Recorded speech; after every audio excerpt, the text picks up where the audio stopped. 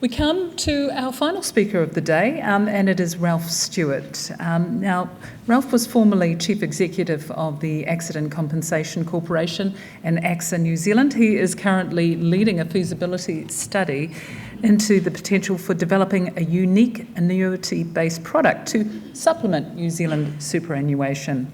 I know that everybody wants to hear more. Ralph, please welcome Ralph. Thank you, Carol. Dame Jenny, Pete, ladies and gentlemen, thank you very much for having me here today. It's a great opportunity to share the project with you all, and I'm very grateful for this opportunity. My objective over the next 5 or 6 minutes is to give you a sense for what lifetime income products can be for New Zealand. We're in development stage. We've been going for about 7 months. If we can complete the feasibility study appropriately and the right numbers are produced and we can get the right assurances, we get an insurance licence, we get a binding ruling from the tax department, we hope to be in market next year. So to some extent, today is talking about answers, not problems. So let's fire up. If we can, thank you. Okay. If I can just start off, Milton, thank you very much. It's fair to say if I had to explain to you all the things that were wrong with annuities, I'd ask Milton to do it. Did a much better job than I could. So first step in this process, I want to just ask you all to think forward, not back.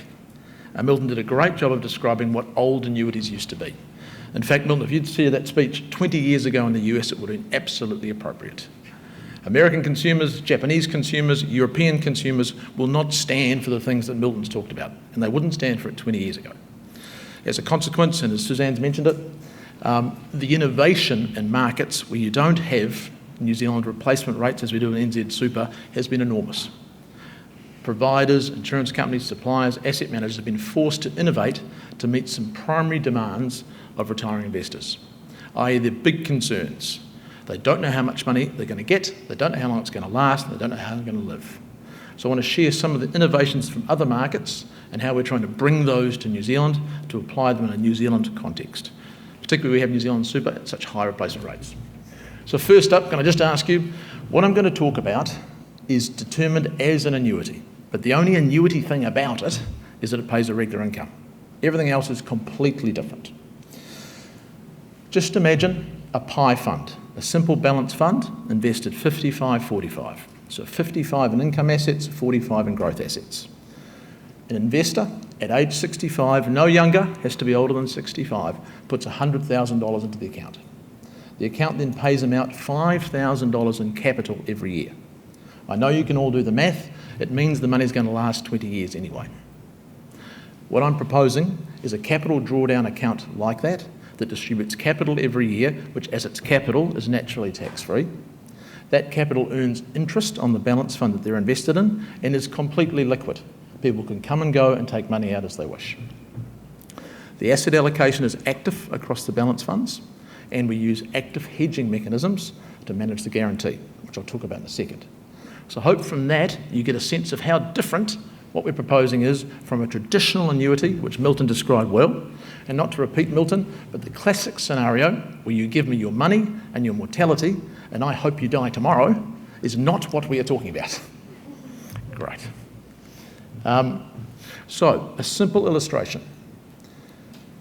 The terms I found used in other parts of the world are naked and dressed. So we're talking about a naked drawdown. So in this situation, I've just used the data from a New Zealand KiwiSaver program. So it's an Auckland-based fund manager, it's their KiwiSaver funds, and I've assumed that our pie invests in their funds. If that happened and we didn't have a guarantee, their returns, on average at about 3.7% after fees and taxes, allows the individual at 65 to draw $5,000 down a year, and they'll get to about 96 before it runs out. Not a bad solution, doesn't need a guarantee. But that's almost 36 years. That's a lot of uncertainty in 36 years. That's a naked drawdown that we could do today quite easily. How about we attach a guarantee to it? So in this situation, we're using exactly the same funds, the same asset allocation, but I am charging more money. I'm charging 1.5% for a lifetime guarantee of $5,000 per year. As a consequence of that, the return on the $100,000 invested falls to 2.2% because we have to pay the fees. It also means that their money runs out quicker because we're charging more on the way through. In this particular account, the red line, The capital will be exhausted at age 90, not 96, or about 5 years earlier. But really, it doesn't matter, because for the individual, the $5,000 continues after their capital's been run out. It just continues. So what really gets interesting, and Susan touched on this, is by combining those two methods, we start to get effective tools for enhancing and managing income in retirement. What if we combined the naked drawdown with the guarantee to maximise return to the retiree? So in this situation, we've said someone at 65, they're coming out of KiwiSaver, and I have to say, the embarrassing truth in all of this, and why to Susan's point it's so important we do something, is over the next 15 years, maturing or graduating KiwiSavers represent $36 billion and 500,000 people. As Susan said, it's an emerging issue now, and 70,000 are already out. The compounding year on year is how we get the 36 billion. So in this situation, we're assuming that the retiree has their KiwiSaver and some personal savings. Let's say it was $200,000 just for argument's sake.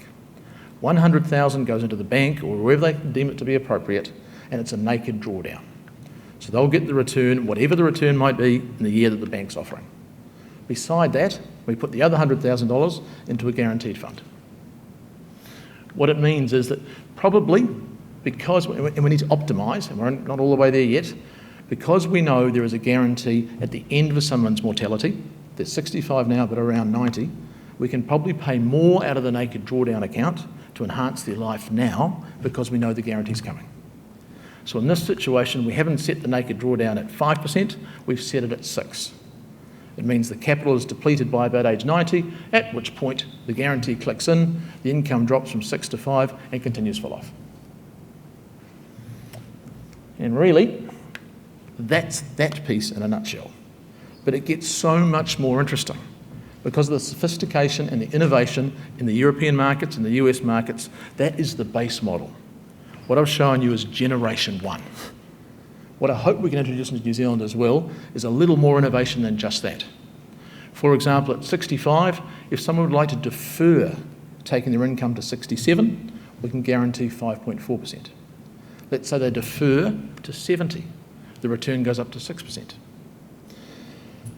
If, for example, they decided they might like to do this at age 60, but they can't till they're 65 because they're locked up in KiwiSaver, but agree at 60, the guaranteed rate would be 5.25. Through a number of different mixes and combinations we can bring to bear to meet different sections of the market and different levels of market demand. There's even the option to insure what they call the original deposit. We can insure the initial $100,000 for another 35 basis points, so it would cost an investor's return, but when they do die, they get the $100,000 back. It's not inflation-proofed. This is not particularly numerically sound, but some of the things Susan talked about, emotionally, for some people, that might be of interest. Inclusion of ratchet, just an investment term, you'll all know it, because when we're deferring from 65, 66, 67, 68, it is very easy to put a ratchet over the top of the 100 and pick up whatever positive market returns we got and not get the bottom ones. You know all about those modern innovations. The OECD features around these things are endless. Our challenge is spend a couple of months this year, a month in Japan and a month in the US, just making contact with providers, the industry association for these products, and trying to understand their failings and their successes and combining them for a New Zealand variant. One thing is clear is that they can get a bit out of control and there can be too many benefits and features because competition is driven by different providers. So very keen to dumb it down if we can a little bit in New Zealand and keep it as simple as we possibly can. What happens next? We're almost through the feasibility stage. Milliman, you probably don't know the name, global actuaries are doing the work for us. Milliman work out, as Milton mentioned, how much solvency capital we need to have to deliver the guarantee. So they do that. We're working with the Reserve Bank now to get an insurance licence and for the Reserve Bank to confirm with us in Milliman what an appropriate level of solvency capital is so we can give New Zealanders trust and confidence over the strength of the guarantee. Because of the capital drawdown components, we don't have to do this. You all know capital out of bank account is not taxed. It's only the income into the account that's taxed. But just to keep it nice and clean, we'll get a binding ruling, which is in process now, just to confirm the role of the capital account and the income account. In terms of getting the venture off the ground, it's about a $10 million deal to get us up by 1 April next year. We're just over halfway there, so if you're interested, don't hesitate. So we do need a bit more capital raising, but not too much. We're more than halfway.